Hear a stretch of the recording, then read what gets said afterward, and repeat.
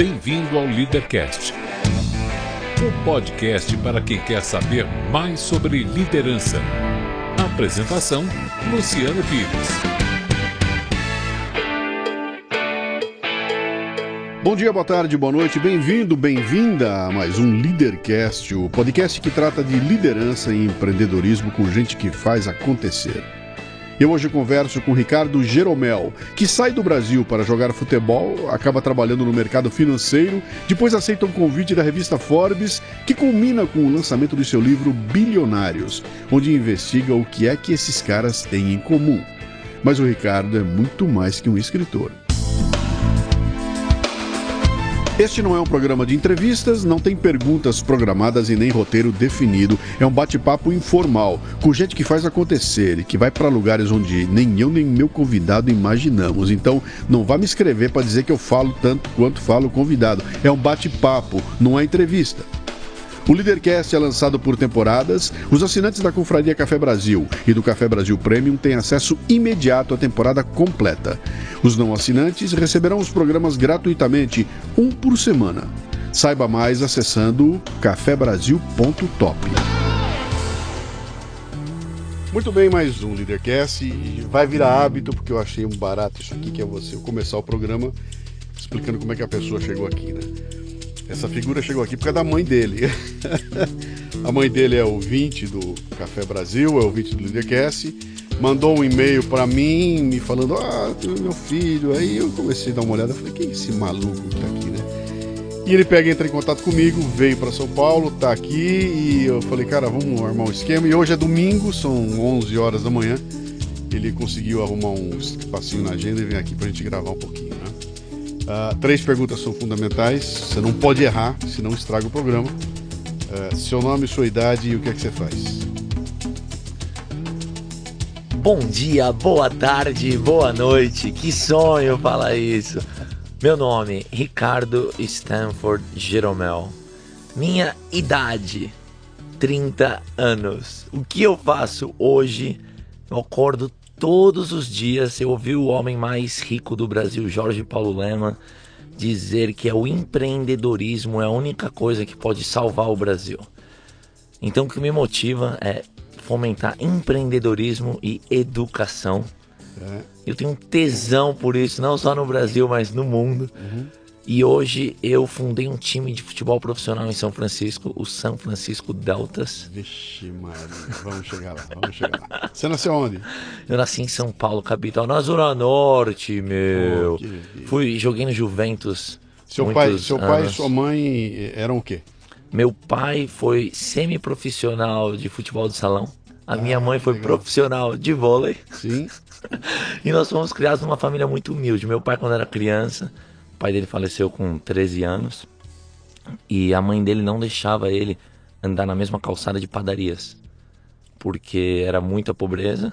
E ele ia ficar com vontade e não tinha dinheiro para comprar sei lá o nome do doce, um pão, eu não sei o que, eu não sou muito chegado em doce. Talvez até por isso. E meu pai, com muito trabalho, a vida inteira, ele só deu pra gente educação. Ele falava, eu não vou te deixar nada, mas eu vou te dar educação. Isso gerou um grande problema lá em casa, porque o meu irmão, hoje, zagueiro do Grêmio, foi eleito o melhor zagueiro dos 2 últimos anos do Campeonato Brasileiro. Tem uma carreira super estrelada, mas o meu irmão não queria saber de estudar. Queria só saber de bola, de futebol. Seu pai jogou futebol de salão, cara? Jogou. No tempo da bola pesada. Sua mãe fazia o quê? A minha mãe, o meu pai não terminou a faculdade, ele foi fazer faculdade lá na frente. Minha mãe fez faculdade de Direito e nunca exerceu. Sim. Ela teve meu irmão muito cedo, e depois logo eu, e ela teve uma loja de confecção de roupas. E daí, quando teve a paridade do dólar com o real, 1 a 1, entrou a mercado chinesado, aquilo tudo, não teve como continuar. Quer dizer, esse lado empreendedor vem da mãe. Ela é uma vendedora nata, ela é uma grande... Eu tenho alguns ídolos na vida, e ela com certeza é uma delas. Onde ela vai, se ela chegar aqui, você vai virar melhor amigo dela. Ela tem um carisma enorme. Hoje, ela se dedica muito às ações sociais. Legal. Ela faz vários eventos por ano. Aqui em São Paulo? Tudo aqui em São Paulo. Ela apoia diversas, diria centenas de instituições, fazendo milhões de coisas pros outros, ajudando o próximo de uma maneira... ela é uma santa. Você entendeu por que eu pergunto quem é o pai, o que era a mãe, como é que era, né?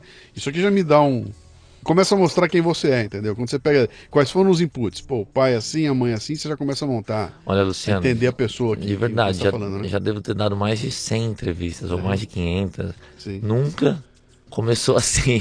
Tô adorando. E é uma chance que eu tenho de mostrar, não só porque hoje é dia dos pais, mas mostrar tudo que eu sou, tudo que eu fiz, muita gente me ajudou. Mas acima de tudo, meus pais, eu e meu irmão, se a gente não for eternamente, ultramente gratos, tem alguma coisa muito errada com a gente. Porque de criança indo jogar bola, todos os finais de semana, pra gente era a nossa vida, pra eles, eles iam em todos os finais de semana. E não era investir pra ser o próximo Neymar, não tinha nada disso. Nunca achamos que ia ser, nunca a gente sonhou chegar na seleção brasileira, não ousava sonhar com isso. Hoje meu irmão tem uma grande chance, o Tite o convocou já 2 vezes, ele teve na primeira lista de convocado do Tite. Seu irmão é mais velho que você? Mais velho, 1 ano e meio. Então, você estudou no Sion, cara, que é um puta colégio. Tem um problema muito grave, nos meus anos todos, só tinham 2 ou 3 negros. Estudei lá a vida inteira. Sim. E eram filhos de professores ou de pessoas que trabalhavam lá. Sim. Isso é um problema muito grave. Daí eu ia jogar bola, aí eu vi o Brasil. Sim. Então aqui no Brasil a gente vive nessas bolhas. Só que quando a bola rola, não tem bolha, não tem diferença socioeconômica, não tem diferença de pele, não tem diferença de cor. Só tem diferença de gênero, que aqui no Brasil a gente não joga com mulher. Eu acho que se um dia, lá na frente, daqui a uns 500, 1000 anos, alguém tiver que explicar o Brasil, vai ter que explicar sobre o ponto de vista do futebol, cara. Não tem jeito. Não é à toa que o Lula, de cada 10 coisas que ele fala, 9 ele bota o futebol na jogada, porque para explicar o Brasil, para mim, sabe, você pegar o futebol explica o Brasil, né? E essa coisa isso aqui não é entrevista, tá? Eu esqueci de te dar essa dica aqui. Tá. É um bate-papo onde você agora fala, sim. eu falo também, então eu vou ficar, eu vou dando então eu vou ter espetáculo. que te interromper agora que você falou isso, porque tem uma coisa que é louca, que eu acho que é só Brasil. Meu pai é tão tarado por futebol e tão tarado pelo Corinthians que meu irmão joga no Grêmio, vai jogar contra o Corinthians, meu pai torce contra o filho, vai no estádio com a camisa do Corinthians. Você já ouviu falar disso? Se eu já ouvi, eu sou filho de um corintiano que ao comprar uma chácara em Bauru, botou na chácara o nome de Recanto Corintiano e conseguiu na prefeitura que a rua fosse batizada como Rua Corinthians. O quarto dele é cheio, o lençol é do Corinthians. Ele é um conhecidíssimo corintiano lá em Bauru, tem 90 anos de idade, botou o Corinthians nos filhos todos, eu também sou corintiano. Enquanto eu torci loucamente para futebol, eu era corintiano, de estar lá no campo vendo o Corinthians jogar e tudo mais. Mas aí eu desbundei. Eu não parei de curtir futebol e reduzi muito, porque eu tenho um defeito terrível, cara. Terrível. Eu vi o Rivelino jogar. Uau. Eu vi o Zico jogar, eu vi o Sócrates jogar, eu vi o Pelé jogar, cara. Eu vi o Pelé em campo jogando. Então, quando você compara o que era aquilo tudo que eu vi com o que está aí hoje, que é outra história, aquele conceito todo daquele futebol que a gente via naquela época, do cara que saía com o pé sangrando de campo porque jogava com uma chuteira que não cabia no pé dele, para hoje você entrar e o cara com o cabelinho, não sei o que, mais preocupado se a tatuagem está aparecendo, ganha 600 pau por mês, reclama que joga de quarta e domingo e fica na banheira de água lá, ou depois entra em campo e erra um passe de 3 metros, cara, não dá para aguentar, não dá. Eu olhei e falei, cara... então, quando a seleção tá em campo, aí eu enlouqueço. Hoje, né? Agora com o Tite. Alguns aninhos atrás. Sim, mas aí quando aparecem alguns caras legais, dá pra você... Mas, cara, é muito complicado. O Brasil desbundou e me parece que a gente assistiu essa coisa acontecer. E, bom, eu não quero transformar isso aqui num programa para discutir futebol, né? Essa história toda. O que eu quero voltar é o seguinte... O Brasil se explica se você olhar o futebol, e não é diferente se você olhar o vôlei, se você olhar o basquete. O brasileiro em grupo, com uma liderança boa, entendeu? Quando você pega um puta técnico, junta os caras são imbatíveis, cara. Você viu agora a equipe de vôlei feminino agora, os caras mudaram a equipe inteirinha, entra em campo, as meninas vão e ganham o campeonato de novo, né? Quer dizer, o brasileiro bem dirigido, não tem quem segure a gente lá, né? E o que dá pra gente assistir nos grandes acidentes de percurso, no 7-1 da vida, essas coisas todas, é que não tava certo. O bem dirigido não tava bem resolvido ali, né? Mas eu até perdi o que eu ia começar a te falar aqui na história toda aqui. Deixa eu voltar pra tua história, que você é o cara que interessa aqui. Bom, você falou que você foi depois cursar o quê? Você fez... Eu ganhei uma bolsa por causa do futebol para ir para os Estados Unidos. Você jogava já aqui no Brasil? Isso, pelo Juventus, capitão do Juventus da Moca, meu. Você foi lá no Menino Travesso?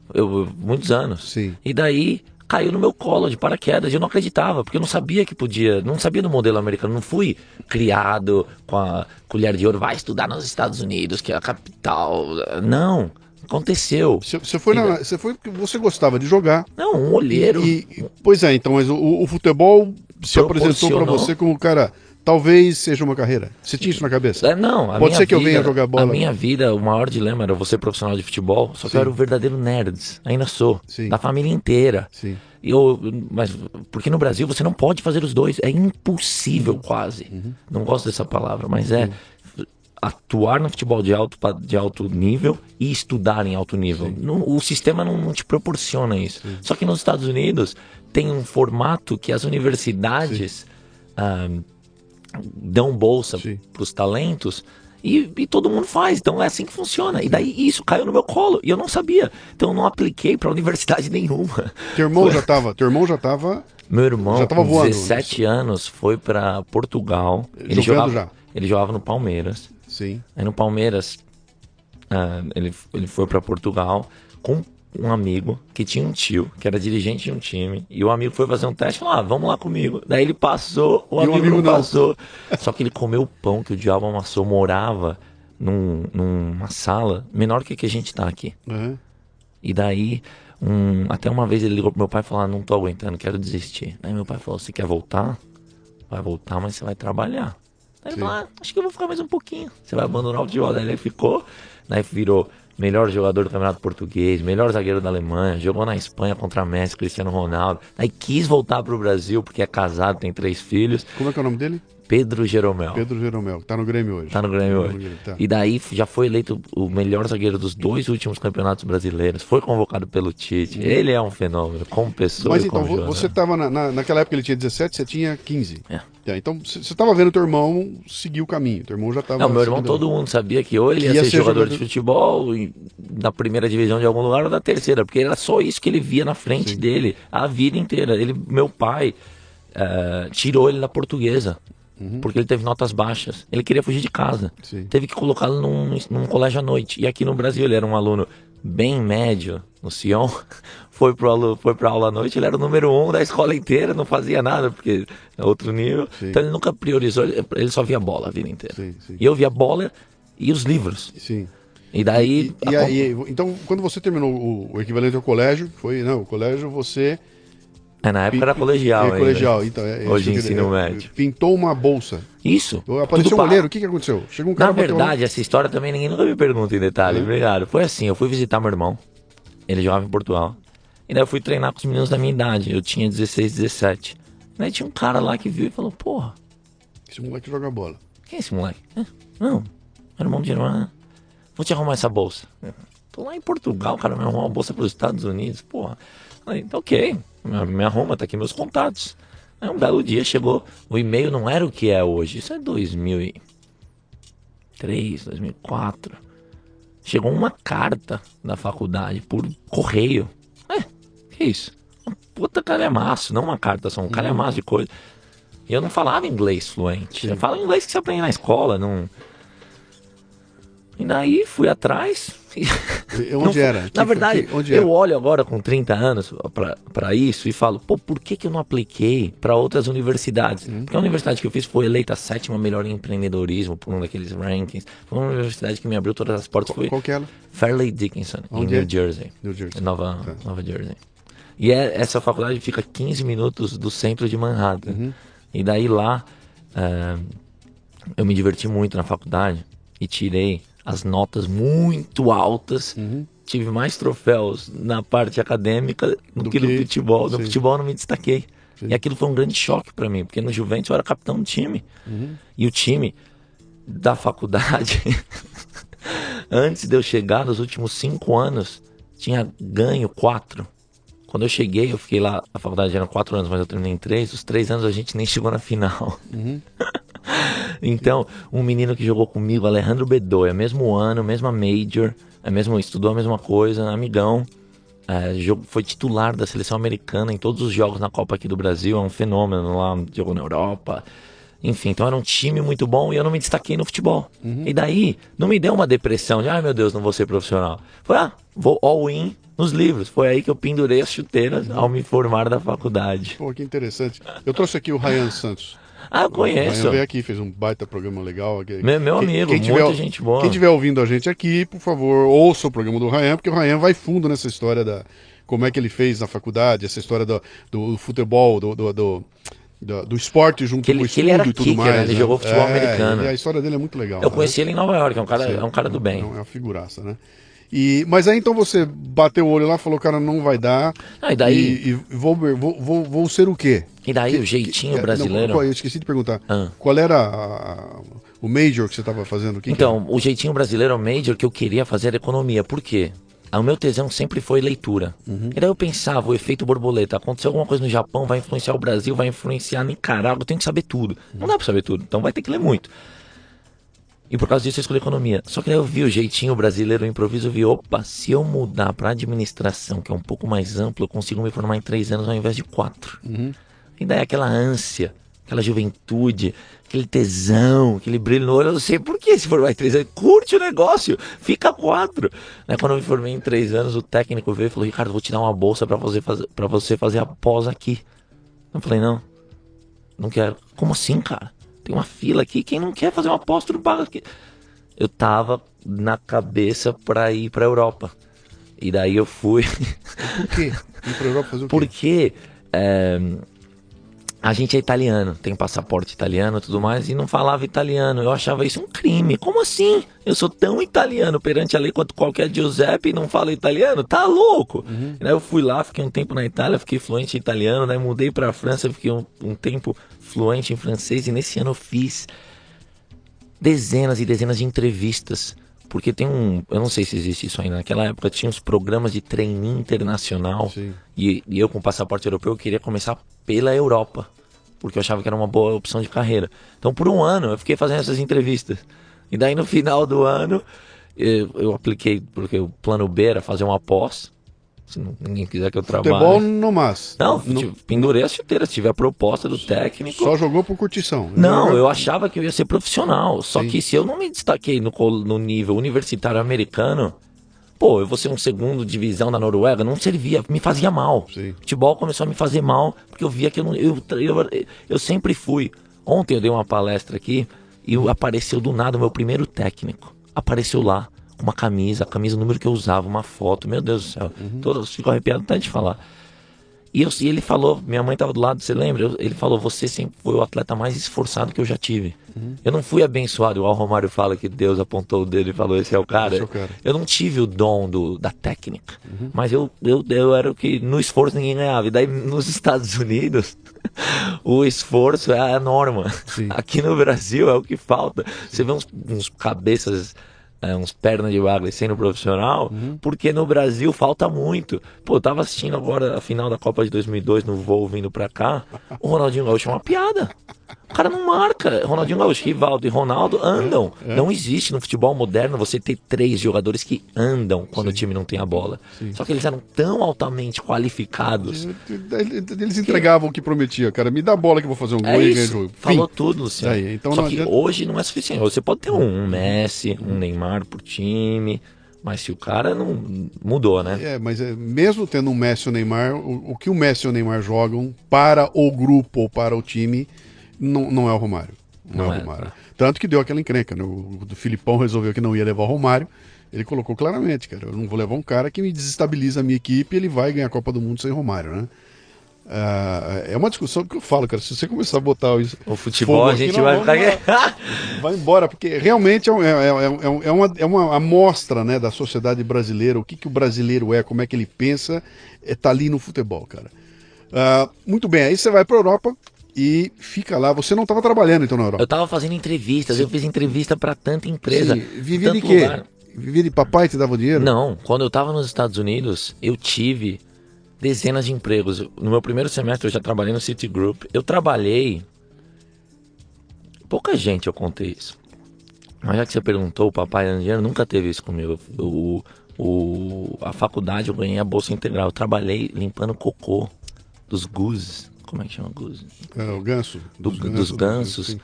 no campo. Eu ia com uma pá e limpava sozinho. Porque me pagavam por hora e aquilo ali só demorava 15 minutos e ninguém queria fazer. Aí depois eu fui passando o tempo, fui conhecendo as pessoas, coisa e tal. Falei, vou fazer a laundry, a lavanderia do time. Você põe na lavanderia, espera, põe na máquina de secar, espera. Quando você tá esperando, o que você faz? Você estuda, você faz suas coisas. Tive esse trabalho. Chequei ID de pessoas que entravam na academia. Fui tutor de matemática. Trabalhei no Citigroup desde o meu primeiro semestre. Arrumei um emprego, todos os verões eu trabalhava. Arrumei um emprego no hospital, que eu era o chefe do pessoal de limpeza do Lenox Hill Hospital. Esse hospital é onde as grandes celebridades de Nova York. Teve uma princesa espanhola que ficou lá. E eu era o chefe do pessoal de limpeza, porque eu falava outras línguas, eu conseguia coordenar. E daí eu juntei dinheiro e eu pus isso na cabeça E foi pra Europa. e fui pra Europa. Então meus pais, depois dos 17 anos, eles me pagam um jantar quando eu venho pra cá, mas muito mais que isso não tem não. Me deram, como meu pai disse, me deram do meu irmão, que por mérito dele, é um cara muito bem financeiramente, coisa e tal, também nunca me deu nada. E não tenho, foi assim que a gente foi criado, não tem jeito. Sim. E daí no final desse ano, Noble Group, que na época era uma das maiores grupos de trading de commodities do mundo, me contratou. E daí, Aonde isso? em Suíça, Na Suíça. Lausanne. Eu trabalhei em Lausanne como trader de commodities agrícolas. Aliás, meu chefe... Isso foi uma das entrevistas que você fez? Uma delas. Uma das entrevistas te chamou. E daí, olha que loucura. Faz 3 semanas, o primeiro cara que me entrevistou, porque esses caras, você tem 15 entrevistas, é uma loucura. Ele veio me visitar em São Francisco. Mas, enfim, um parênteses. Esse cara, eu sei que gosta de esporte, que era o meu chefe lá na Suíça, Yves Pache. Esse cara ficou um grande amigo. Ele é um suíço de alma brasileira. Esse cara era vizinho do Schumacher. Um dia ele me ligou e eu tava no escritório fazendo as coisas pra ele ainda tarde, porque mercado financeiro é aquela coisa. E ele falou, vem aqui pra minha casa. Eu, vem pra tua casa. Não, vem aqui. E eu achei que ele ia ser alguma coisa, que a gente ia sair, tomar uma, não sei. Não, tô fazendo o que você me mandou. Ah, você termina amanhã, vem pra cá. Eu não sabia o que ele queria. Quando eu cheguei lá, tava o Schumacher, que jogava no time dele. Eles têm um timinho de jogar futebol. O Schumacher é tarado pro futebol. Sim. E o Schumacher é da cidade de Colônia. E meu irmão era o capitão do Colônia. Daí ele me apresentou pro Schumacher e falou, esse daqui é o irmão do Jeromel. O cara, porra, você é o irmão do Jeromel? O Schumacher. E ele falou assim, fala pro teu irmão nunca sair do Colônia. E se precisar de qualquer coisa pra vir falar comigo. Então, vira. E daí eu trabalhei lá na Suíça com ele, trabalhei em Hong Kong, trabalhei no Cone Sul, que eles chamam, que é Argentina, Uruguai, Paraguai. Passei um tempo aqui no escritório de São Paulo, trabalhando com um cara que eu sou um grande fã, que é um trader de muito sucesso, Marco Simantobi, corintiano, roxo, que eu sacaneava e que aprendi muito. E até Cara, hoje que ficam amigos. carreira, quer dizer, você não jogou futebol, mas fez uma carreira igual de futebolista, cara, porque você saiu pra todo lado, daqui pra lá, de lá pra cá, que conheceu várias... Foi muito fácil sociedades. pra mim tomar essas decisões, porque o que me motivava, velho? Aonde eu vou aprender e crescer. E daí, quando oferece um negócio que tem a ver com viajar, você aprende e cresce o tempo inteiro. Pô, na China, a galera, o jeito que eles comem no café da manhã, o jeito que eles comem de cócaras. Não sei se dá pra descrever pelo áudio, tem que mostrar pra tudo. Tá relaxado, você fica de cócaras. Te desafia, porque daí você começa a pensar nas coisas que você tem como... Sim, o teu mindset, o teu repertório, o jeito que você teu funciona, você fala, histórico, peraí, por que eu sou assim? Você começa a perguntar os teus porquês, e daí você vai melhorando, e daí você pega um pouquinho daqui, um pouquinho dali, um pouquinho dali, um pouquinho... Quando você vê... Então, e a outra coisa, né? A identidade do ser humano é muito ditada por quem você está. Então, quando você viaja, ninguém te conhece, você pode... você nem percebe que você está fazendo um papel. Você deixa de ser a média dos 5... O pessoal diz, você é a média das 5 pessoas com que você mais convive. Mas você viaja. Eu não tenho essa com quem eu mais convivo. E eu acredito muito, né? que a gente interpreta papéis. Uhum. E quando você tá viajando, você acabou de conhecer uma pessoa que não sabe quem você é. Você pode interpretar qualquer papel. Tal. Tem uns que abraçam. Enfim, eu aprendi muito, gostei muito. E daí, ganhando muito dinheiro, me dando muito bem no mercado financeiro. Um excelente primeiro emprego, porque todo mundo trabalha 18 horas, é normal. Sábado, domingo, o chefe, o estagiário, o chefe do chefe, todo mundo. Então é normal. E daí depois você vai trabalhar qualquer outro emprego, você trabalha 12, 14 horas, é fácil, é tranquilo. O que era esse? Que idade você tinha nesse primeiro emprego? O primeiro emprego depois da faculdade, né? O primeiro, esse que você, de commodity, que você viajou para todo lado. Uns 22. 22 anos de idade. Tá ganhando dinheiro. O mercado solteiro. Enchendo as burras de dinheiro. E daí eu tomei a decisão que eu queria investir na minha formação holística. Eu queria ser um ser humano completo, e daí fui fazer uma pós em Paris, na faculdade mais antiga do mundo. Você falando assim parece fácil, cara. Mas é engraçado como a gente conta isso. Você quer saber o que é fácil? O meu avô mas fala... de novo aquela história do mindset, né? Quer dizer, parece fácil. Quando você falando parece fácil, né?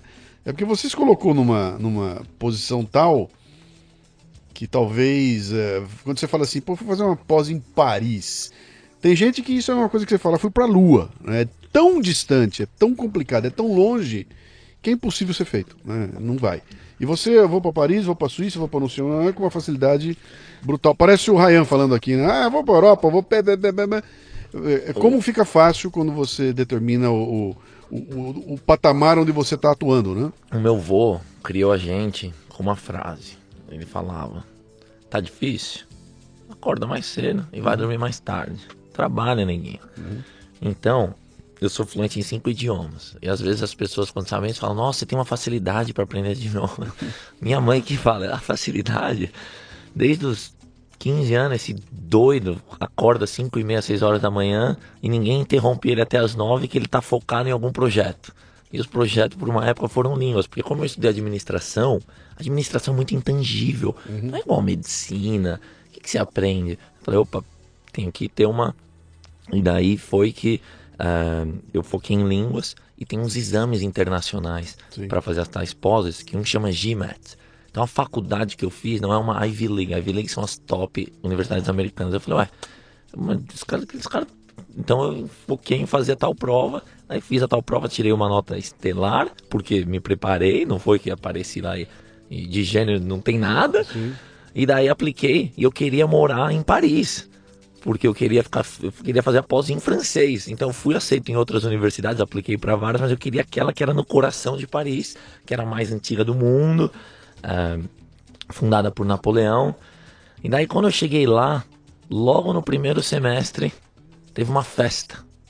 E daí, nessa festa, que a faculdade tinha sido eleita pelo Financial Times a número 1 do mundo, nesse curso que eu tava fazendo, veio um ex-aluno com um biquinho, Luciano, e falou: Ricardo, eu preciso de você.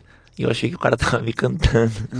Eu falei: toma aqui meu cartão, me manda um e-mail amanhã, sai fora. Aí o cara me mandou um e-mail, me ligou, era um vice-presidente do grupo Bolloré, um dos maiores grupos de logística do mundo. E daí, resumindo a história, acabei sendo contratado depois de menos de algumas semanas de aula para ir trabalhar na África, em Guiné-Conakry, logo ao sul de Senegal, que a Vale tinha um projeto multibilionário de extração de bauxita em Guiné-Conakry, só que era no interior desse país, que não é que tinha estrada de terra, simplesmente não haviam estradas. Então tinha que contratar uma empresa que fizesse o escoamento dessa mercadoria toda. E daí, essa empresa me contratou com uma função super comercial, garantir que a Vale contratasse o grupo Bolloré. Então fui lá para Guiné-Conakry, eu jovem daquele jeito, com um tesão de causar impacto. Então na África, que, cara... E aí? A gente vê muita miséria no Brasil, né? Mesmo aqui em São Paulo, é parte do nosso cotidiano. Mas o que eu vi na África, criança pelada o dia inteiro, com cachorro. Tinha uma praia do lado da casa do cônsul lá. Não era uma praia, era uma areia que era tão cheia de entulhos, lixo, mas completamente suja. E a molecada jogava futebol descalço ali o dia inteiro. Era uma coisa... e corrupção a gente acha que tem no Brasil. Sim. Meu Deus do céu. Você chega no aeroporto. Bom, não quero falar mal do país, que também tem muita gente que eu conheci sensacional, mas é diferente. E te, uma outra te chacoalha. Quanto tempo você ficou lá? 3 meses. Sim. A missão foi concluída com sucesso. Deu tudo certo pro Grupo Bolloré. Eu fiz o que eu tinha que fazer, mas deu 3 meses. Eu achava legal que no meu contrato ia ter um segurança e um motorista. Daí depois de 2 dias lá, eu falei, que eu achei isso legal, meu Deus do céu. Sim. Ah, você vai ficar no hotel onde o presidente do Brasil ficou quando ele foi, onde eu morava. Pô, só tinha um hotel na cidade. Eu não lembro a proporção de pessoas com AIDS. Nós fizemos essa sua entrevista aqui está saindo numa temporada que tem um casal que chegou de lá, fez agora 12 De dias. Guiné-Conakry? Não, 12 dias em Moçambique, mas assim, numa cidadezinha no interior, eles foram fazer um trabalho lá social, um trabalho... bom, ouçam o programa, né? E eles contam realmente o impacto que é você de repente estar mergulhado numa realidade que por mais que a gente pense, né, que pô, o Brasil tem pobre, tem miserável, tudo, quando você entra num lugar onde a cultura é assim... Malária, eu conheci muitos expatriados, eles perguntaram, você já teve, quantas malárias você já teve? Não era você já teve, era quantas você já teve? Sim. Malária mata. Sim, sim. Então... E aí, você sai de lá? Então, daí eu quero chegar nos Estados Unidos de volta. Fiz minha missão. Daí antes de eu ir pra lá, eu já tinha fechado. Daí é uma loucura, né? Porque era meu sonho ir pra Paris fazer essa pós. Depois de um semestre, eu saio pra ir pra África. E não falei pros meus pais, porque senão... Você não terminou a pós, então? Eu fiz um semestre, mas lá você tinha 4 anos pra terminar 2, pra terminar 4 semestres, Sim. entendeu? Pra terminar a pós. Então, não fazia parte do plano, mas apareceu essa proposta, era muito boa, não dava pra recusar. Tanto que os meus chefes na época que falavam, pô, você nunca mais vai voltar pra terminar aquela pós, você vai ficar aqui. Que é uma... Sabe aquela corrida do ouro que aconteceu no oeste americano? Tá acontecendo na África agora. Sim. Bom... E a chinesada tá... Era incrível. A chinesada, eles constroem obras de engenharia civil, ponte, estrada, escola, prédio, hospital, em troca de matéria-prima. Então, para os governantes locais, eles ganham eleição. Sim. Sem pôr grana, só dá Sim. o ouro que hoje é... Enfim. E daí, teve uma palestra de um camarada, professor da USP, que eu tô vendo ele na minha frente aqui, lá em Paris, e o auditório lotou, porque o Brasil tava na crista da onda, não tinha sofrido com a crise, ia sediar a Copa, ia sediar as Olimpíadas.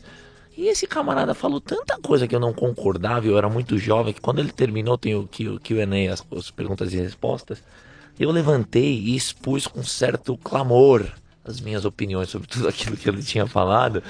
E daí tinha uma mulher, um Vodovips de Harvard, que me ouviu e falou, quero te conhecer, tomar um café. Me conheceu, me convidou para escrever no blog dela. E daí eu falei, pô, não ganhava nada, mas vou escrever nesse blog porque eu tenho uma desculpa boa para manter o contato com os meus chefes, com os meus ex-colegas do mercado financeiro também, porque o mundo acadêmico, infelizmente, é um pouco distante algumas vezes do mundo real. Topei, daí escrevi nesse blog dela, se bobear dá pra achar aí ainda na internet. E daí, 1 ano depois, a Forbes estava procurando alguém para cobrir mercados emergentes. E daí eu era brasileiro, educado nos Estados Unidos, sendo educado na França. Com degree em administração. Tinha trabalhado no mercado financeiro, trabalhado em Hong Kong, Suíça, América do Sul. E estava escrevendo uns negócios legais no blog da mulher. E daí eles pegaram o que eu já tinha escrito e me trouxeram para dentro. E daí eu topei. E quando eu topei, eu acho que foi...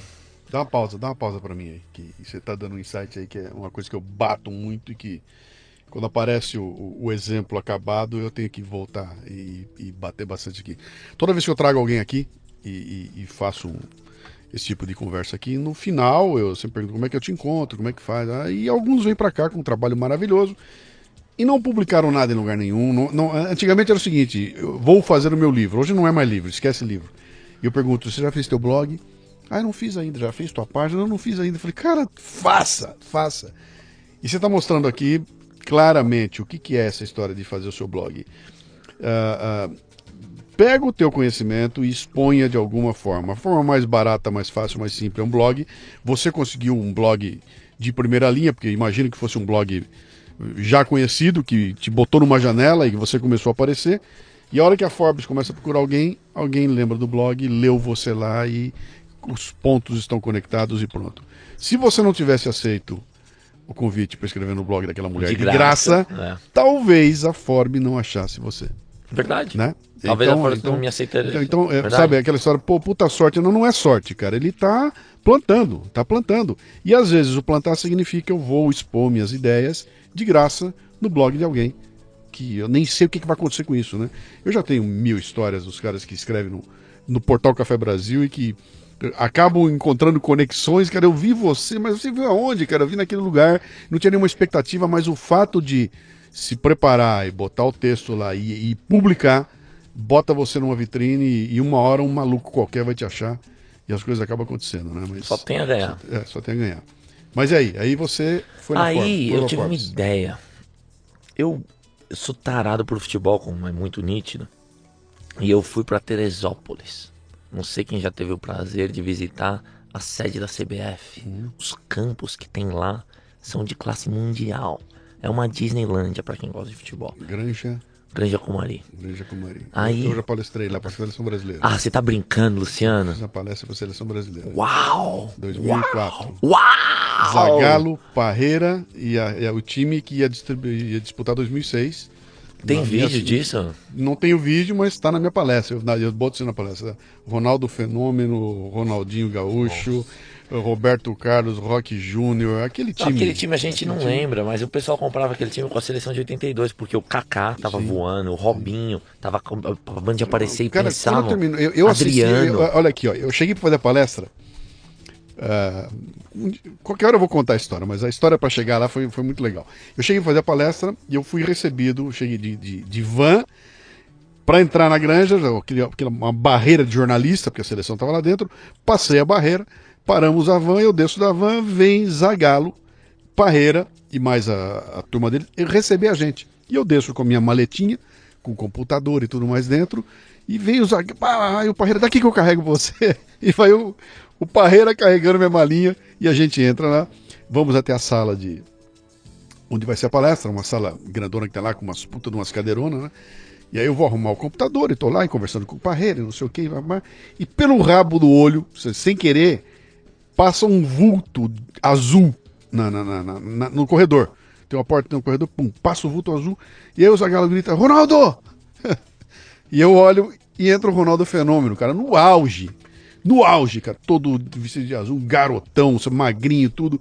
Ronaldo, vem cá, esse aqui é o Luciano que vai fazer a palestra pra gente aqui, muito prazer, não sei o que. E eu falo, bicho, onde eu vim parar, né?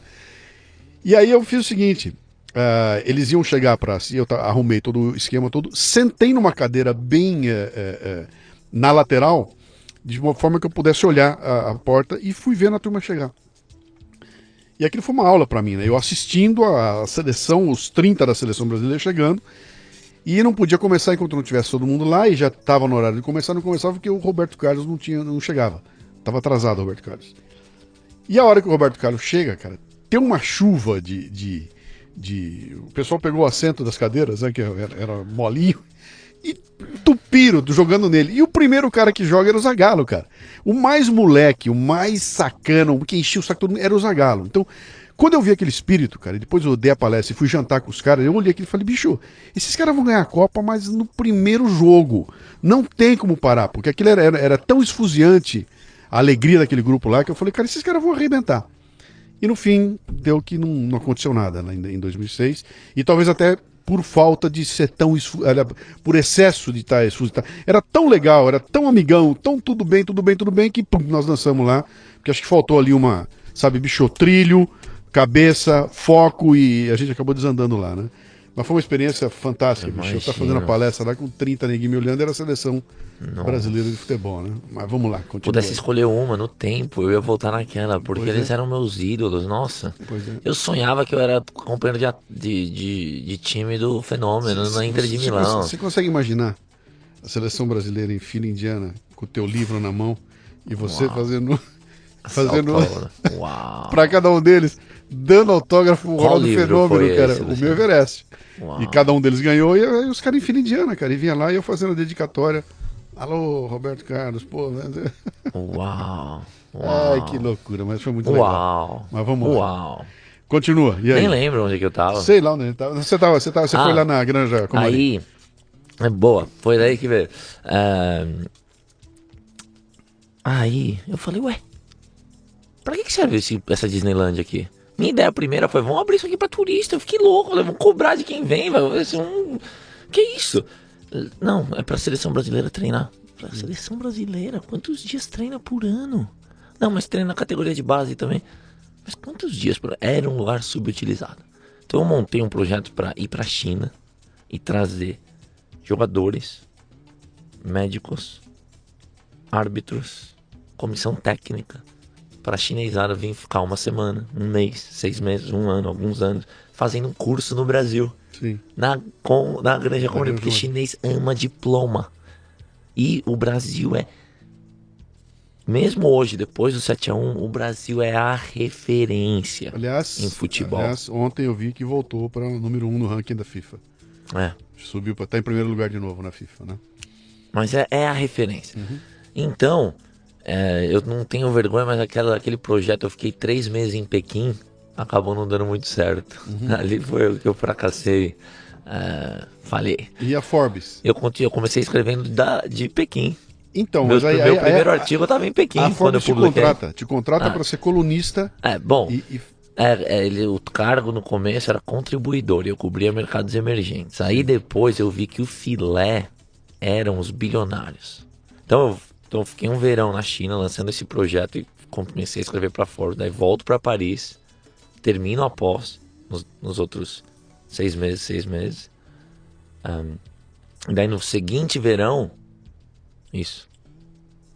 no seguinte verão, eu vou pro escritório da Forbes em Nova York. E daí eu percebi que o filé não era um mercado emergente, eram os bilionários, era o carro-chefe da Forbes. Você estava solteiro esse tempo todo? Esse tempo todo eu tava solteiro. Tá. Não, na verdade, quando eu fui pra China, eu tinha uma namorada chinesa. Sim, mas você não tava de anel na mão e com família montada e tudo mais. Não. Quer dizer, e você tinha ganho uma grana legal no mercado financeiro. Quer dizer, você estava se sustentando tranquilamente nessa época, tá? Não. Na pós eu pus na cabeça que eu não ia mais fazer aqueles empreguinhos que eu tinha tido não que aquilo seja menor, mas aquilo foi importante na minha trajetória no undergraduate, no bacharelado. Sim. Mas na pós eu falei, vou focar nos estudos, vou focar nas pessoas, tão importante quanto o que você aprende, com quem você aprende, aquilo muito nítido pra mim. E daí a pós foi cara. Assim, de custo de oportunidade mais do que nada. 2 anos. Mas valeu. Valeu muito. Pós em que você fez? Foi em administração, MBA, esse tipo de coisa, com foco em inovação. Sim. E aí eu chego em Nova York para cobrir os mercados emergentes, os bilionários, porque a Forbes existe esse ano, comemora 100 anos. Só que os tais bilionários, a lista primeira, a lista dos bilionários do mundo, foi lançada em 87, o ano que eu nasci. 30 anos esse ano. Sim. E aí eu fui cobrir esses bilionários e aconteceu uma coisa, eu era muito amigo do pessoal, eu gosto muito de gente. E a gente fazia os happy hours, jornalista tem esse estereótipo de ser boêmio, é meio verdade. Tinha uma mulher, lembro até hoje, Caroline Howard. Ela que faz a lista das mulheres mais poderosas do mundo, ela que é a chefe de quem toca isso. E a Dilma era a presidente do Brasil, que é uma das 10 maiores economias do mundo. Sim. E resumindo, a Dilma foi eleita uma das mulheres mais poderosas do mundo. Eu me lembro disso. E faz todo sentido, porque ela é presidente de uma das 10 maiores economias. E quantos presidentes são mulheres? Enfim, não participei de quem faz a lista. Mas acabei sendo o autor de uma matéria de capa com a Dilma na capa da Forbes. A única brasileira tá na capa da Forbes. Então, tem um pouco de orgulho, porque tem jornalista que trabalha lá na Forbes há 15 anos e nunca fez uma capa. Eu nem sou jornalista, caí lá de paraquedas e acabei fazendo essa capa, mas tem uma parte que eu não sou grande fã. Mas bom! E aí cobri esses bilionários. E por que eu quis fazer isso? Foi porque eu queria descobrir o que esses caras têm em comum. Queria descobrir. E aí fiquei lá. E em 2014... O que significa cobrir? Cobrir você faz... É assim, como se descobre um bilionário? O Danilo Gentili que figura esse cara. Esse cara é engraçado, Luciano. Ele foi me entrevistar, ele perguntou, você fica na boca do caixa e você vê a conta dele? Sim. Não, é um trabalho, soa muito sexy, né? Você...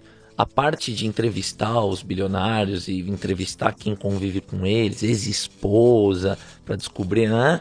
É bacana e é sexy. Só que tem um trabalho por trás que é ultramente complicado e ultramente não sexy, que é quanto vale a empresa do cara, que é privada, que é uma guerra só para conseguir informação. Sim, Quanto vale? Sim. Vamos supor que alguém fale que o Luciano Pires é bilionário. Quanto vale o Café Brasil? Sim. Como é que eu faço essa valuation? Por onde começa? Então é muito parecido. No mercado financeiro tem isso, que é fazer valuation. Então, Mas eu não sabia. Eu achei que essa informação dos bilionários viesse de 3 ou 4 organizações, que a Forbes vai lá, pega a informação e monta a lista. Não, a Forbes tem que investigar. Tem investigadores no mundo inteiro. Eu cobria principalmente os brasileiros, que teve um boom. Em 2014 teve 66 bilionários brasileiros. Esse último ano teve 43. E daí, então você tem que investigar, é um trabalho ultra investigativo. 43 para 66 dá 23. Né? Então a gente está entendendo. Desses 23, os 4 estão presos. Aí também é bilionário em dólares. Sim, então também tem bilhão em dólar. Tá. Então tem isso também da moeda, que jogam um papel importante. Então, eu queria descobrir o que esses caras têm em comum. E aí, com esse negócio da Dilma, eu dei uma entrevista no Manhattan Connect, essa entrevista no Danilo Gentili, e na Copa, minha esposa estava aqui, e de novo, tarado pro futebol, a gente foi de carro. De São Paulo para Minas pro fatídico 7-1. E eu não sabia. Só que Três Corações, onde nasceu o Pelé, é no caminho. Sim. Mas quando eu tô dirigindo, tem uma placa, eu falo, amor. Que daí na época a gente era noivo. Ou era noivo, era namorada, era noivo. Ela é americana, americana, de Los Angeles. Eu não sei se a gente era noivo, mas era muito sério. Já era o amor, eu sabia que ia... Bom, amor, tá aqui a terra do rei. Aqui é a terra do rei do Brasil. Falei, é louco. Que rei do Brasil? Esse cara tá louco. Você tá louco. Do que você tá falando? Meu Deus, o rei do Brasil. Eu fiquei emocionado. Mas quem é o rei? O rei Pelé, Três Corações. Aí a gente parou num posto. Eu lembro como se fosse ontem, Luciano. Que ela desceu do carro. Não sei se ela foi no banheiro ou foi comprar alguma coisa. E daí o frentista ficou me sacaneando. Falou, eu te vi no Danilo Gentili. Um dia você vai escrever sobre mim. Você é muito rico. E daí a gente começou a falar do Neymar, que o Thiago Silva não ia jogar. E ficamos rindo e conversando. E quando ela voltou, ela falou, por que você ficou conversando tanto com esse cara? Você me conhece, amenidades. Ela, por que você não falou pra ele que você tá me enchendo o saco há tanto tempo? Você enche o saco da minha família, da tua família. O que os 1.500 bilionários têm em comum? Aí eu respondi pra ela. São 1.645, eu continuei dirigindo. Mas na minha cabeça, ali nasceu o livro. Eu falei, por que eu não contei pro cara? Por que eu não conto pra todo mundo? É legal, eu sou apaixonado por esse tópico. Daí... Você entrou em Três Corações pra ver alguma coisa do Pelé ou não? Não, porque tinha que chegar em Belo Horizonte pro jogo. Sim. Mas um dia eu vou entrar. E aí... como é que escreve um livro? Você escreveu vários, eu só escrevi aquele. Como é que faz? Você escreveu um livro contando os segredos dos bilionários. Não os segredos, que eu acredito que eles têm em comum. Tá. E aí, como faz, Luciano? Você escreveu. O que eu fiz foi escrever 2,5 capítulos e falar com as editoras, antes de ter o calhamaço perfeito. E aí um cara chamado Pascoal, ele é um gênio, ele que criou o título do livro, que é Bilionários, o que eles têm em comum, além dos 9 zeros antes da vírgula, e o bilionários é assim, BI, ponto. Sim. LO, ponto. Sua mãe mandou pra mim um de presente. Te mandou? Você chegou a dar uma olhada? Eu dei uma olhada rapidamente, tá na lista lá pra ler, mas não consegui ler, não. Depois, você faz um daquele pro Café Brasil resumão, o seu sumário do Café Brasil Premium. Sim. Adoraria ver teu resumo. Sim, então, e o livro eu achei legal porque tem várias histórias bem práticas da vida dessa galera. E, enfim. O que é que os bilionários têm em comum? Vai ter que ler o livro. Dá um resumo. Uma pincelada é o seguinte: não tem traços de personalidade. Isso não existe. O que quer dizer isso? Não é tímido ou extrovertido. Isso eles não têm em comum. Isso daí tem todo o espectro. Sim. Uma das coisas que a absoluta maioria deles tem em comum, porque no livro eu falo de 8 coisas, uma delas é dedicação à filantropia. E eu não acho que é porque nos Estados Unidos você consegue desconto de imposto. Eu não acho que é um negócio de culpa. Já que eu tenho tudo isso e os outros não têm. Esse século está tendo um boom nesse terceiro setor da filantropia, que é uma coisa... Bill Gates e Melinda Gates, junto com Warren Buffett, fizeram um negócio que chama The Giving Pledge. Sim. The Giving Pledge, vários bilionários, hoje eu não sei quantos. Na época do livro, eu acho que era cerca de 150, nenhum brasileiro na época do livro até então. Assina e o cara promete por contrato que até o final da vida ele vai doar no mínimo metade da fortuna. E se não doar, quando ele morre, tem o testamento lá, já tá tudo certo. Eu Olha conversei isso. com alguém há um tempo atrás que estava me falando. Já até comentei num programa aqui que. Eu não me lembro se foi numa conversa com Warren Buffett, que é um cara que tem essa consciência toda aí, e o Warren Buffett está dizendo que ia escrever um livro dizendo o seguinte: como viver com apenas 500 milhões de dólares. Ia dar o livro para os bilionários. Falou assim, você não precisa de 5 bilhões, cara. Você não precisa de 8 bilhões. Você não precisa de 20 bilhões. Você pode viver uma vida nababesca com 500 milhões de dólares. Pega a diferença disso para 8 bi e doa, né? E faça a tua vida com 500 milhões que tá... Você fala, cara, é tão maluco esses números são tão estratosféricos. Se bem que no Brasil hoje em dia, quando você começa a falar assim, a turma já está acostumada, porque hoje já é tudo bi, né? Aqui é tudo bi, né? Roubou 1 bi, roubou 2 bi, o furo é 17 bi, é bi. A gente já aprendeu a falar bilhão aqui com uma boa, né? Então, você chegou a entrevistar alguns desses bilionários? Vários. Teve um, eu não vou falar qual aqui do Brasil, que me ligou. Um dia toca meu telefone do Brasil. Eu nem, o que será que é? Achei que fosse minha mãe, no escritório. Na época, a redação da Forbes ainda tinha... Não sei se os telefones das redações hoje ainda tem um telefone fixo. Ninguém mais usa telefone fixo. Tocou um número do Brasil, foi atender. Era um dos herdeiros de uma família ultra conhecida. Oi, Ricardo. Tudo bem, tudo bem. Aqui é... Fulano. Que honra, que devo o prazer. Eu gostaria de saber como a gente faz para remover o nome da lista, porque a gente acha que causa muitos problemas de segurança. Tem uma repercussão absurda. Falei, cara... Faz sentido. Faz todo sentido. Faz todo sentido. E também culturalmente, nos Estados Unidos tem briga. Você vai conversar com o camarada, eu entrevistei alguns bilionários americanos também, ele fica querendo bump up. Ele fica querendo pôr me põe pra cima. Eu valho, o que eu tenho vale mais. Sim. Não é só 3 bilhões, é 3,5. Não, essa valuation tá errada. Porque pra eles expor a riqueza é um sinal de sucesso, né? Exato. O cara olha pra aquilo e fala, bicho, eu sou um cara muito bem sucedido, logo tenho tudo que tenho. No Brasil é o contrário. Se você expõe esse bandido, ladrão, sacana... A população admira. Você é um cara de muito sucesso, você é admirado aqui no Brasil. Vou inspirar em você pra seguir. E aqui a gente inverte o jogo, cara. Quer mandar... Bom, exatamente isso. Mas também tem razão, hein, agora, né? Depois dos últimos acontecimentos aí... Aí o camarada queria sair da lista. E a Forbes tem uma política que se descobriu, meu amigo. A Forbes não coloca chefes de Estado e as famílias... as famílias lá as famílias reais. Sim. Porque são chefes de Estado, principalmente do Oriente Médio. Que não dá pra saber. Sim. Até. Enfim. Então, ele queria sair, daí eu expliquei que não dava, coisa e tal. Então tem muitos causos disso. Você estava morando onde nessa época? Então, essa é uma pergunta muito maluca. Porque eu tinha um amigo argentino que vem de uma família... ele tem muitos meios materiais. E daí um dia ele falou, vem aqui morar comigo. Eu falei, cara... Aonde? Lá em Nova York. Nova York. Em Manhattan. Eu falei, cara... nem quero saber quanto que você paga de aluguel, porque eu não vou ter condições de pagar nem 10%, não dá. Falou, não, o apartamento é da minha família, mora aqui. E era na Trump Tower.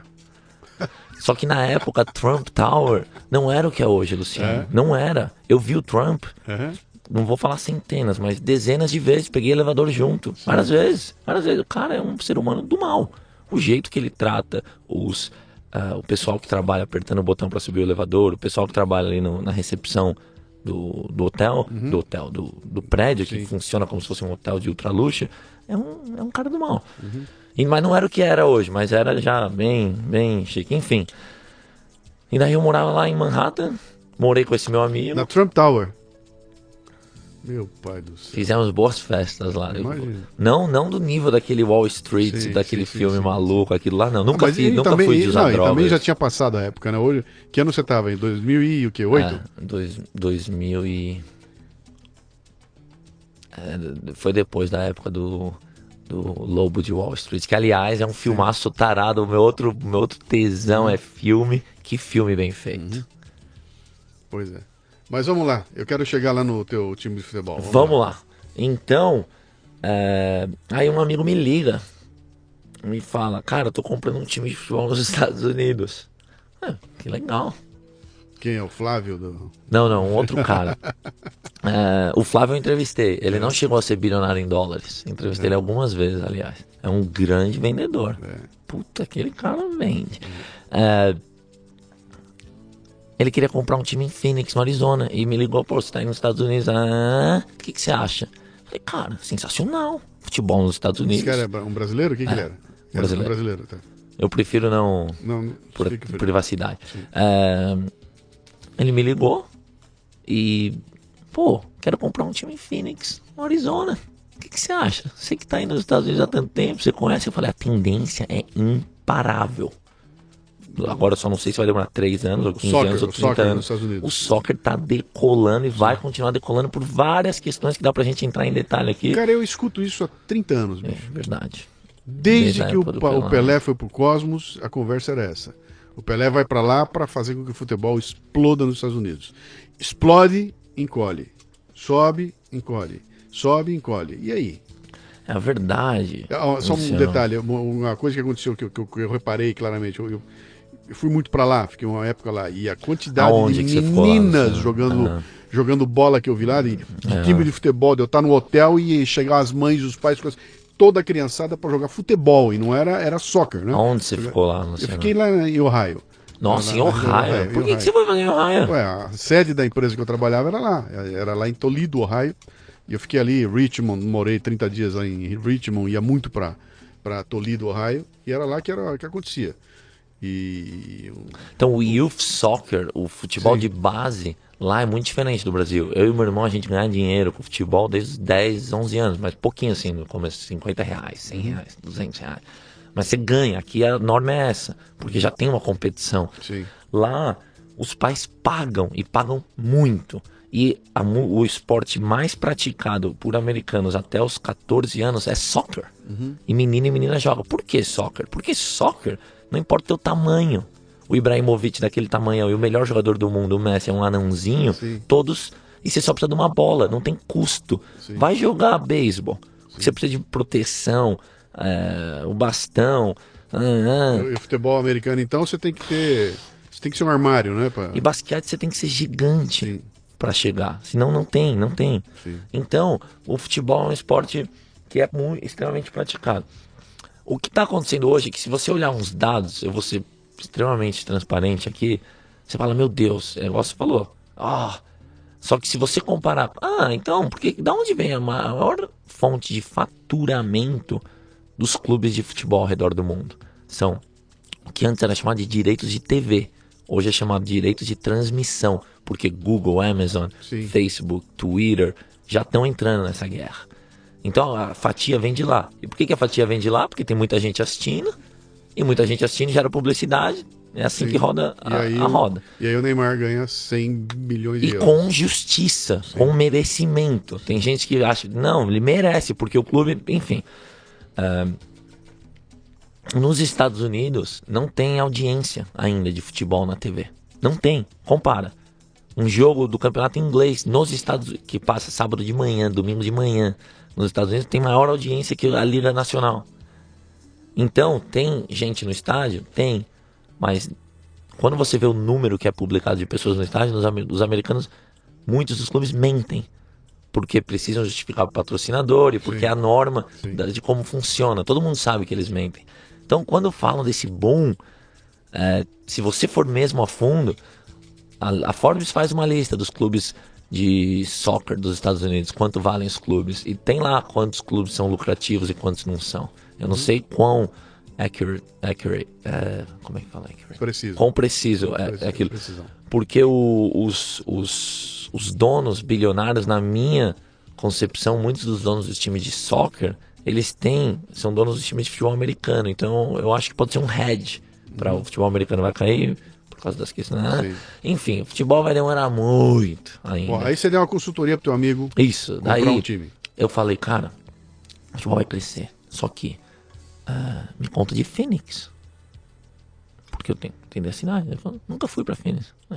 Você é louco, você vai comprar um time numa cidade que você nunca foi. Um time é muito mais que compra e venda de jogador, construção de estádio. Um time tem uma função essencial na cidade que faz parte do tecido social. É quando não tem mais sotaque, não tem mais diferença de classe social. As pessoas se misturam, as pessoas de diferentes grupinhos se encontram. E se a cidade não comprar teu time, o que é um time sem fã? Não existe. Então você tem que entender essa cidade. Daí ele me contratou como consultor e eu fui lá, fiquei 3 meses ou 4 em Phoenix, no Arizona, aquele deserto. E aí a minha recomendação para ele e para o grupo foi: não coloque o time aqui. Por quê? É um deserto, é um calor, que os jogos teriam que ser muito tarde. E daí o jogo muito tarde na costa oeste, ninguém vai assistir. Então se você está fazendo um projeto de longo prazo, você depende do dinheiro de transmissão. Hoje não tem. Mas amanhã, se o negócio for dar certo, e daí como é que o cara vai assistir? Enfim, e a temporada lá é de abril a novembro. E não vai mudar o calendário porque tem um time em Phoenix. Então, passa no meio do verãozão, que é tempestade de areia. Enfim, minha recomendação foi para não fazer por esses principais motivos. Mas foi para fazer um time em Fort Lauderdale, do ladinho de Miami, no sul da Flórida. E aí esses camaradas que iam fazer lá não toparam. Eu falei, que maravilha. Agora eu tô desempregado. Aí eu montei um plano, achei uns investidores, toparam. Aí 2 investidores entraram a princípio, depois entraram outros. Em Fort Lauderdale. E daí o Ronaldo Fenômeno entrou como sócio do time. Foi meu sócio no time. A gente contratou o Léo Moura, que hoje joga com meu irmão no Grêmio. O time tá lá? O time ficou lá, daí eu saí de lá. E daí o time iam vender, não sei o que aconteceu. Eu não sei, na verdade. O time não jogou essa última temporada, fez um hiato. E agora eu não sei se o time vai voltar, se não vai. Eu não sei como é que ficou. Mas eu saí de lá. E aí? Vamos lá no outro time. E aí eu saí e fui um dos fundadores do São Francisco Deltas. São Francisco, Vale do Silício, capital mundial da inovação, das 10 maiores empresas do mundo, 7 são de tecnologia, 5 nasceram no Vale do Silício, só que São Francisco não tinha um time de futebol profissional. E quando eu tenho um amigo, Ryan Mack, que saiu recentemente da Forbes para um puta cargo legal na BuzzFeed, eu fiquei na casa dele uma semana em São Francisco uma vez. E ele morava do lado do estádio, chamado Kezar Stadium, na entrada do Golden Gate Park, que é um parque maior que o Central Park. E eu passava, que eu gostava de fazer as coisas a pé, eu passava naquele estádio. O estádio só cabe 10 mil pessoas, perfeito para começar um time. Falava, pô, tem que ter um time aqui. Aí montei um plano, achei um dos bilionários, que até a família tá na lista, ricaço, que topou. Falou, vamos fazer. Com uma condição. Tem um cara local, que esse cara aqui tem que ser o CEO.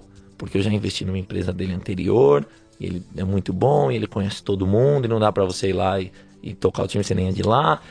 Falei, meu, essa é a condição pra você pôr o time em São Francisco, que eu inventei na minha cabeça aqui. Sei lá quem é esse Brian, mas porra, ele vai topar, tenho certeza. Daí peguei o Brian, fiz um roadshow, levei ele pra conhecer os presidentes dos outros times, Nova York, Jacksonville, Tampa, Indianápolis. E aí ele acabou topando. Porque no começo você pensa, pô, quem não vai querer ser CEO de um time em São Francisco? Mas esse cara, eu não sei também se era estratégia de negociação. Ele foi meio complicado no começo pra ele topar. Então nasceu um time. Aliás, eu acabei de ganhar um cachecol do time, né? Muito obrigado. E aí, cara, como é que é? Como é que faz um time? Como é que nasce um time do zero?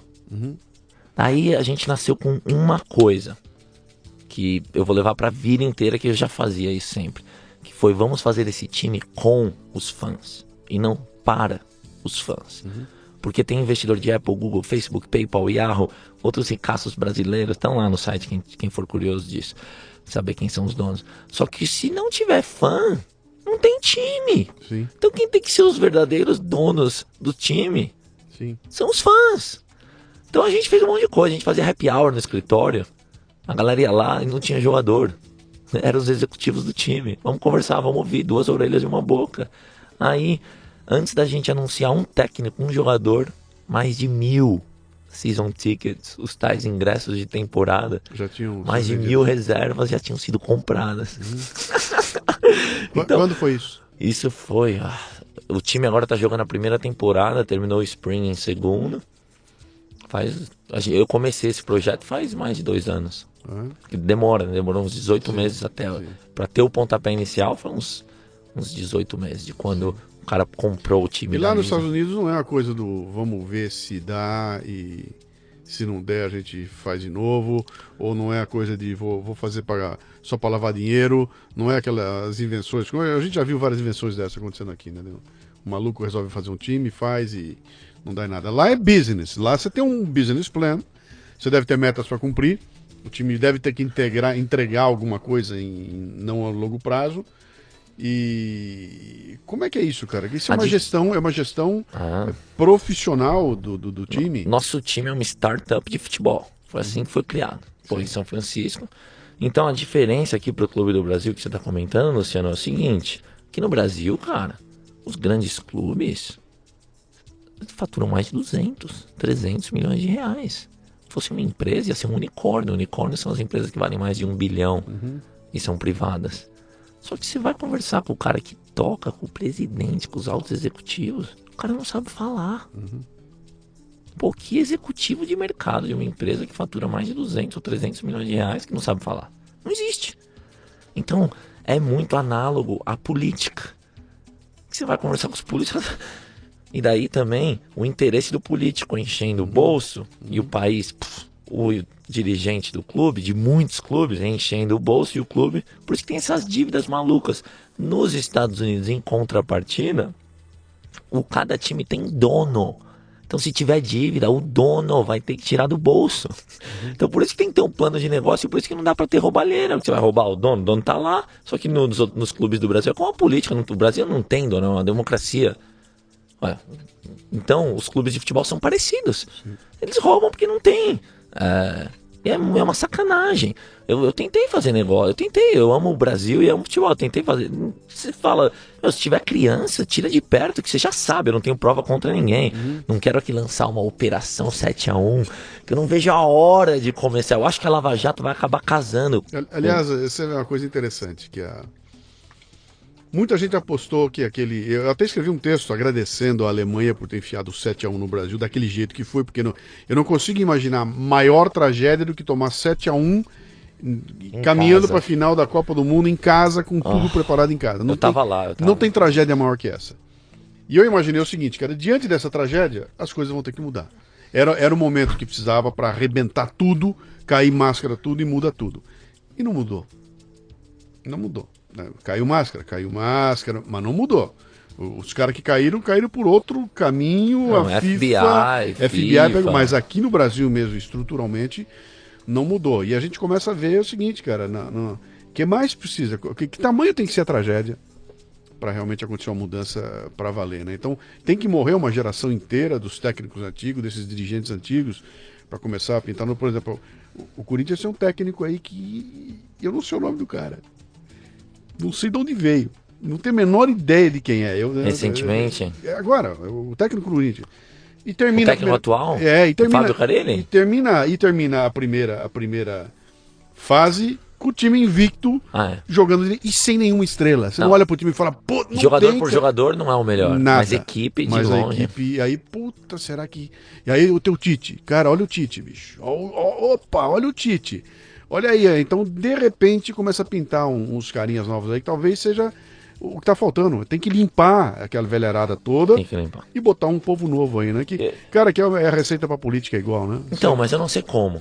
O que eu vejo nos Estados Unidos, que eu tô preocupado com o Brasil, esse vácuo político, que nos Estados Unidos o que aconteceu, eu não sei quanto o pessoal do Brasil acompanha, não, mas tem o fenômeno do Bernie Sanders, que é um cara que ele é comunista, ele foi passar a lua de mel na década, sei lá, de 30, 40 na União Soviética. O cara, ele é um malucão de esquerda, só que teve muito apoio popular. Sim. E daí o Partido Democrata sabotou ele e colocou a Hillary. E daí Trump, talvez com a ajuda dos russos ou não, bateu muito nessa tecla e Trump acabou ganhando e o país agora está ultramente dividido. Mas um negócio assustador. Eu tenho família, minha esposa é americana de Los Angeles e ela tem família de Missouri. E a família votou no Trump. E é um tema tabu que eu nunca vi na minha vida. Sim. Reunião familiar, todo mundo se ama. É uma coisa até meio brasileira. Só assim, não fala de política. não pode falar, não pode falar. Eles já me falam que eles sabem que eu sou meio... que eu gosto de improvisar, brasileiro. Não fala de política, senão a família é coisa de cortar os laços. Eu não vou entrar no assunto, senão eu vou soltar os cachorros aqui agora e deixa pra lá depois. Vamos lá. Mas no futebol, no futebol tem que ter uma revolução no futebol. Desculpa. No futebol brasileiro tem que ter. É business, cara. Ou bota essa merda e quebra, ou faz quebrar, entendeu? Quebra e fecha essa merda. Ou não, se continuar como tá aqui, nada quebra. Platão dizia, se tem um problema, e você vê o problema, e você não faz nada pra mudar esse problema, você é parte do problema. Sim. Então, todo mundo no Brasil, acho que sabe. É igual a política, todo mundo sabe que é uma roubalheira, ninguém faz nada, veio... Moro, Lava Jato, tá pegando. Sim. No futebol vai ter uma operação 7-1. Talvez o que poderia fazer os fãs pararem de aparecer. Não vai fã nenhum. Mas não vão parar, cara. Não vão parar. E aí vira essa bagunça toda. Eu não vou ao estádio mais, cara. Eu vou lá pra apanhar. Média de público do Campeonato Brasileiro, ridícula. Ao redor de 15 mil pessoas. Cara, tem que quebrar, bicho. Tem que fechar um time. Tem que pegar um time aí desse grande. Falar, falência, foi decretada a falência do time X e ele quebrou. E ninguém ajuda o time, entendeu? No Brasil ninguém quebra. Você vai arrebentar, não, para dar um jeitinho aí, ajuda aqui. Esses clubes devem centenas de milhões, vários deles. Quebrar isso aí tudo para poder mudar. Mais de 100 milhões de reais, vários clubes devem. Fala uma coisa, você está aqui no Brasil, você veio aqui e deu uma palestra ontem no TED. É o TEDx? Aqui foi um TEDx? Foi assim. Então, por causa do livro e de tudo mais, eu já dei mais de 100 palestras, sou convidado para a empresa lá e me chamaram para dar essa palestra na arena do Palmeiras. Sim. Eu cheguei lá, 10 mil pessoas. 10 mil pessoas. E foi uma loucura. E geralmente minhas palestras são ao redor de 1 hora. Essa daí, por ser TED, é muito difícil. Foram só 15 minutos.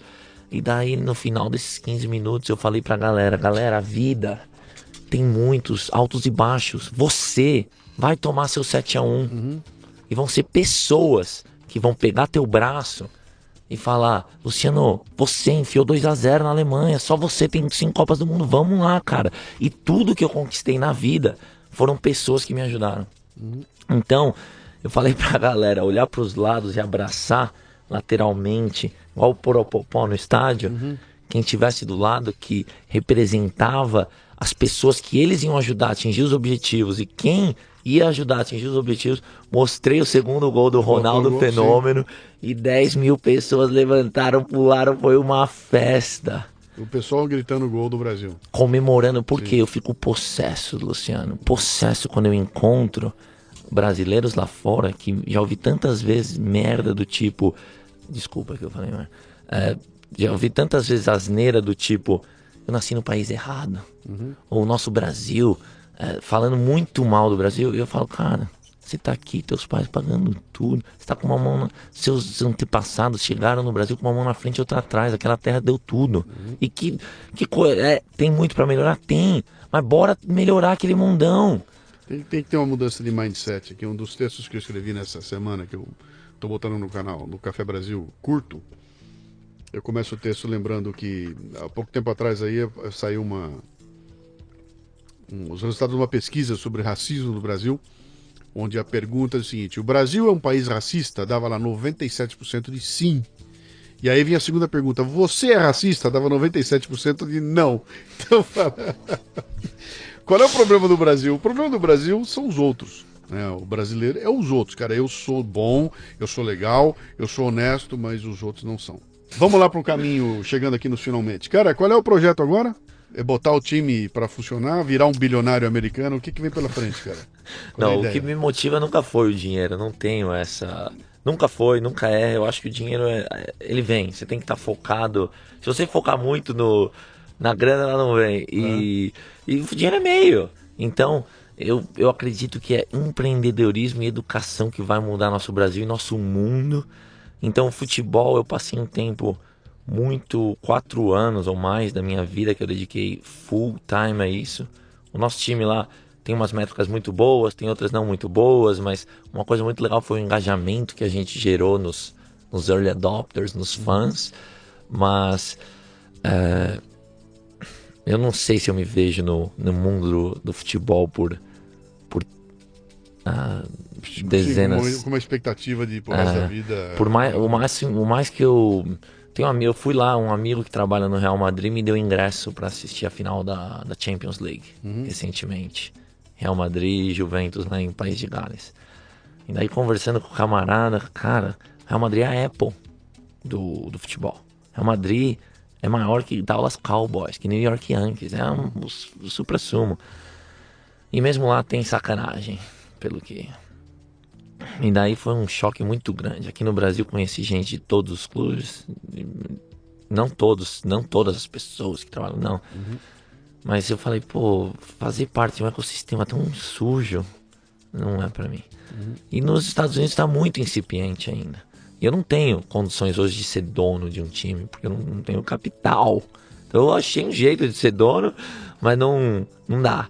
Então eu acho que eu vou fazer minha saída do futebol em breve. E o futuro vai ser... vamos ver o que vem pela frente. Eu tô muito empolgado. Tá, boa sorte lá, cara. Obrigado, você casou com uma americana, então você já tá com o teu...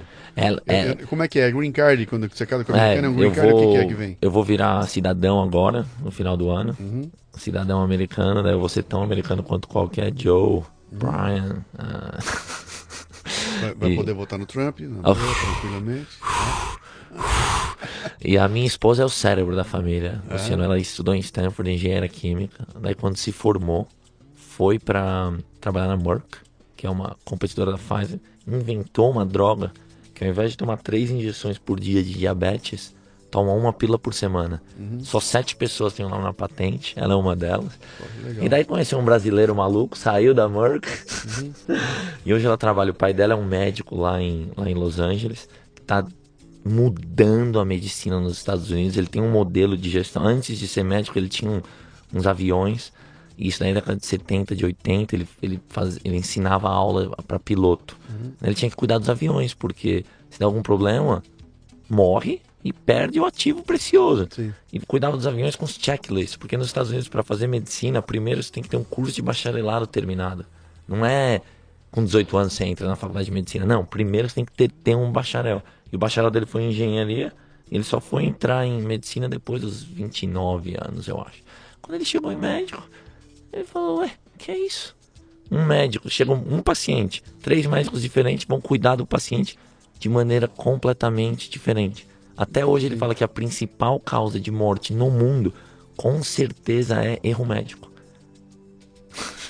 Ele se dedicou a padronizar, criar protocolos e tudo mais, né? E ele é médico num hospital lá, então ele tá escrevendo Então ele contratou a filha dele, minha esposa, para escrever um artigo científico sobre esse método dele, que ela tá fazendo isso agora já faz mais de 1 ano e meio, que ela tá debruçada. Sabe como é que é esses artigos científicos? Ela não é tão prolixa quanto você, que consegue altíssima qualidade em tão pouco tempo e tanto.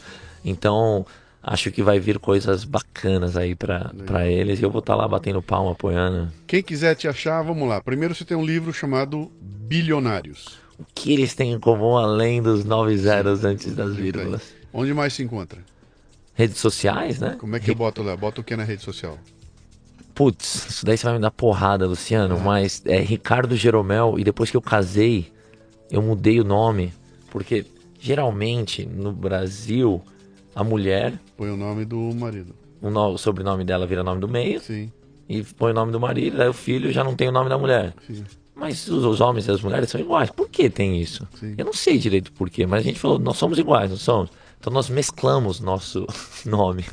Então eu fiz muita coisa antes de casar, que tá aí, que nem meu livro, eu era Ricardo Jeromel. Hoje, legal, eu sou Ricardo Stanford Jeromel. Então procura ou Ricardo Jeromel ou Ricardo Stanford Jeromel em todas as redes sociais.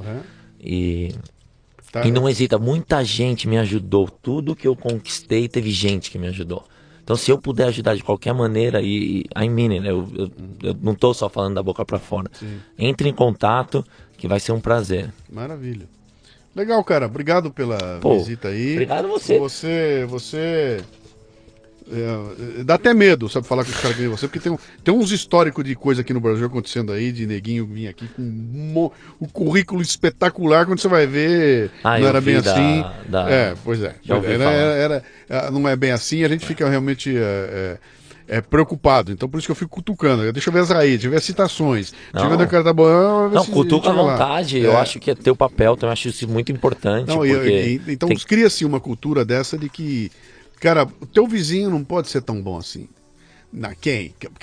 Bicho, que o Zezinho ganhou isso aqui. Não, o vizinho da gente nunca pode ser, né? Então quando vem um brasileiro e fala, bicho, tô arrebentando, pintando, bordando, tô aí, falo 5 idiomas, viajo pra lá, vou pra cá, é difícil. Os brasileiros, não pode ser que um brasileiro tá fazendo ontem, isso. Quando eu terminei a palestra, veio um carinha, um grupo de jovens, e um moleque veio falar comigo, ele tava rouco, e os outros ficaram sacaneando.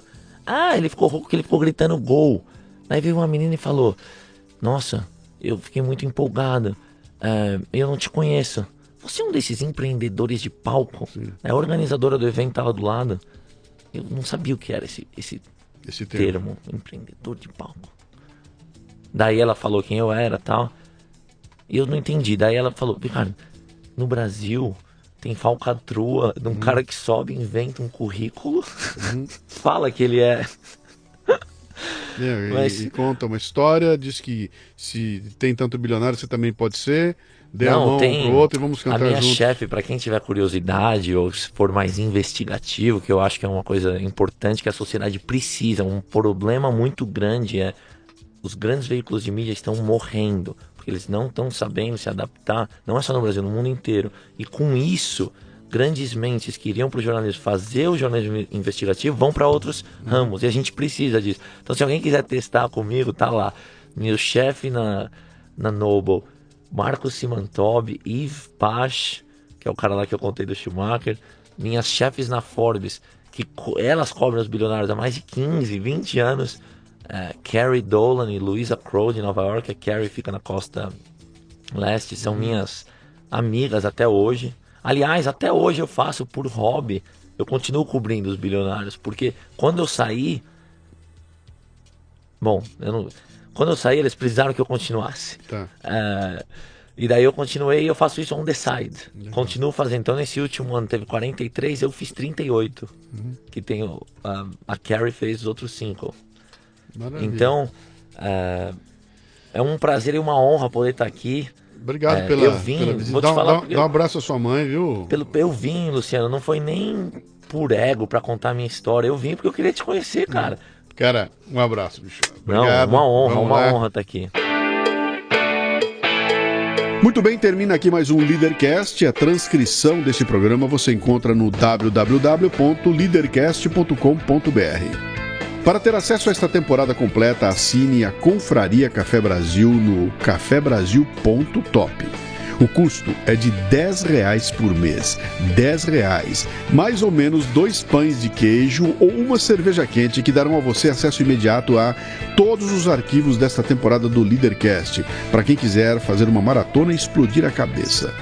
Acesso ao grupo Café Brasil no Telegram, que reúne ouvintes dos podcasts Café Brasil e Leadercast. É uma turma muito legal, que está lá discutindo temas importantes, compartilhando ideias e recebendo conteúdos exclusivos. Este programa chega até você como parte do projeto Café Brasil Premium, um ambiente educacional, sem ser chato nem superficial, que já conta com mais de 1.000 assinantes, recebendo todo mês conteúdos voltados ao crescimento pessoal e profissional. Conheça, vale a pena. www.cafebrasilpremium.com.br. Você ouviu o Leadercast com Luciano Pires. Mais uma isca intelectual do Café Brasil. Acompanhe os programas pelo portal cafebrasil.com.br.